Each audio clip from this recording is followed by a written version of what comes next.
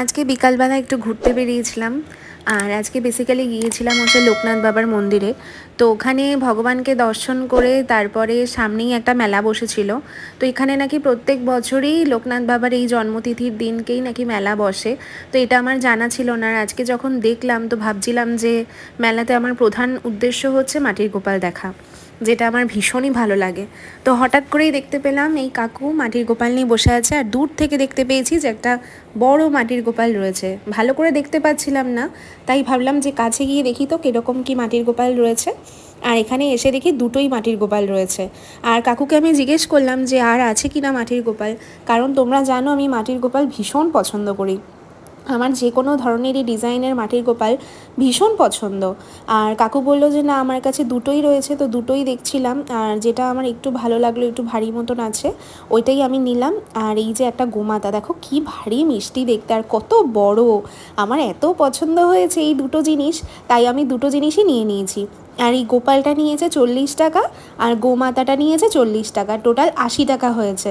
আমি তো ভাবতেই পারিনি যে এত কমের মধ্যে আমি এত সুন্দর গোপাল সোনা আর গোমাতা পেয়ে যাব। এমনি মাটির জিনিস অন্য জায়গায় অনেক দাম চায়, কিন্তু এই কাকু অনেক কম দাম চেয়েছে। আমাকে যখন দামটা বলেছিল আমি না বিশ্বাসই করিনি যে এত কম দাম। আমার খুব ভালো লেগেছে, তাই আমি আজকে এই দুটো জিনিস নিয়েছি। আর এখানে দেখো মেলাতে কত কিছু জিনিস বসেছে। আর তোমাদেরকে বলেছিলাম যে আমি মেলাতে যেতে ভীষণ ভালোবাসি, আর স্ট্রিট শপিং করতে তো আমি ভীষণ ভালোবাসি, তাই আরও মেলাতে আসা। আর মন্দির দর্শন করে ওখানে আর ভিডিও করতে পারিনি, কারণ প্রচুর ভিড় ছিল আজকে, যেহেতু লোকনাথ বাবার জন্মতিথি।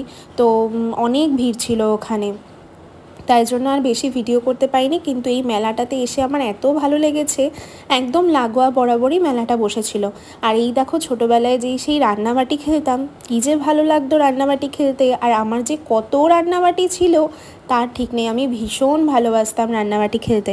তাই ওখান থেকে ছোট একটা আমার গোপাল সোনাদের জন্য প্লেট নিয়েছি। আর এখন গোপাল জীবনে আসার পর থেকে এমন হয়ে গেছে যে রাস্তায় বেরোলে নিজের দরকারের জিনিস থেকেও বড় কথা ওদের জন্য জিনিস নিতে আমার বেশি ইচ্ছা করে। খালি মনে হয় এটা কিনি, ওটা কিনি, সেটা কিনি, আর গোপালের এটা লাগবে সেটা লাগবে, শুধু এটাই মনে হয়। কিছু জিনিস মানে দেখলেই আগে মাথায় আসে যে না আমার গোপালের জন্য নিতে হবে, তাই ওদের জন্যই আগে বেশি করে নিয়ে নিই। আর এখানে এসেও এত সুন্দর সুন্দর ছোট ছোট জিনিস, কী যে ভালো লাগছিল দেখতে। আর এই যে দেখো আবার রান্নাবাটি দেখতে পেলাম। আমার ছোটোবেলায় জানো প্রচুর রান্নাবাটি ছিল, আমি ভীষণ রান্নাবাটি খেলতে ভালোবাসতাম। 2 ব্যাগ রান্নাবাটি ছিল, মা সব ফেলে দিয়েছে, নষ্ট হয়ে গেছিলো, তাই জন্য ফেলে দিয়েছে। আমার খুব ইচ্ছা ছিল স্টোর করে রাখার, কিন্তু সেগুলো আর স্টোর করে রাখা হয়নি।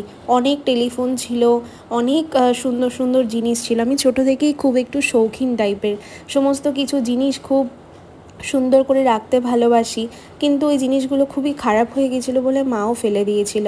আর এই দেখো আমাদের লোকনাথ মন্দিরের কত ভিড় ভেতরে, আর ভেতরে আর ভিডিও করতে পারিনি, তাই জন্য তোমাদের সাথেও আর শেয়ার করা হয়নি। আর এইখানে নাকি প্রত্যেক বছরই এই মেলাটা বসে একদম লোকনাথ বাবার মন্দিরের সামনেটাতেই।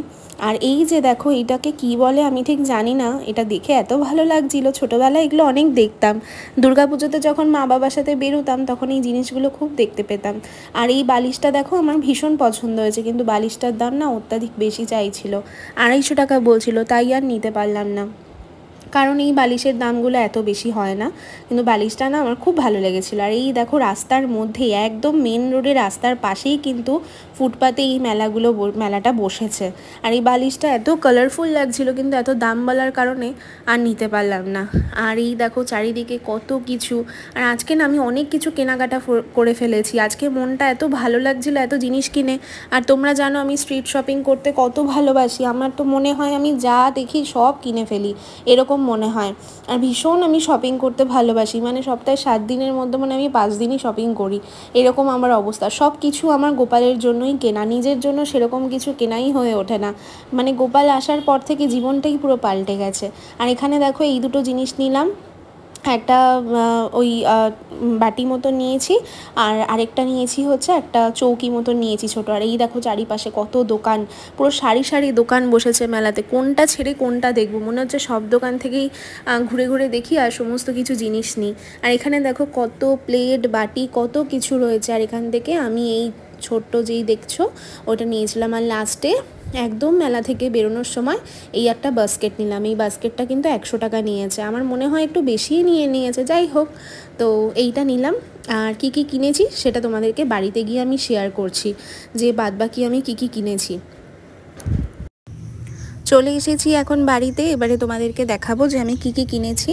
আর প্রথমেই কিনেছি এই একটা ছোট্ট প্লেট, দুটো বালিশ কিনেছি। এই বালিশের প্রিন্টটা দেখো কত সুন্দর দেখতে, আমার বেশ ভালো লেগেছিলো। আর বালিশগুলো কিন্তু ভীষণ সুন্দর ছিল দোকানটাতে। তো এই দুটো বালিশ কিনেছি। আর এই যে এই একটা কিনেছি, এটা আমার ময়ূকের সামনে দেওয়ার জন্য কিনেছি। আর আজকে ময়ূকের লুকসটা দেখো কি দারুণ লাগছে না দেখতে। আর এই দেখো অনেক বড় এই গোমাতাটা, মানে ক্যামেরাতে জানি না কীরকম লাগছে, কিন্তু সামনে থেকে প্রচণ্ড বড় আর অনেকটা ভারীও আছে। আর এই যে আমার ছোট্ট গোপাল সোনা, এই গোপাল সোনাকেও আমি এনেছি। কি মিষ্টি দেখো, ভীষণ সুন্দর দেখতে। আর আজকে অনেক কেনাকাটা করেছি, মনটা তাই ভীষণ ভালো লাগছিলো। আর এই যে এই একটা কিনেছি, আর তার সাথে একটা টুলও কিনেছি। এই যে গোপালকে খাবার দেওয়ার জন্য একটা ছোট্ট টুলের আমার খুব দরকার ছিল। আর এই যে একটা ঝুড়ি কিনেছি। তো আজকে এইগুলোই কিন্তু কেনাকাটা করেছি। আমার তো ভীষণ ভালো লেগেছে, আর মেলা থেকে শপিং করতে আমার ভীষণ ভালো লাগে। তোমাদের কেমন লাগলো অবশ্যই কমেন্ট করে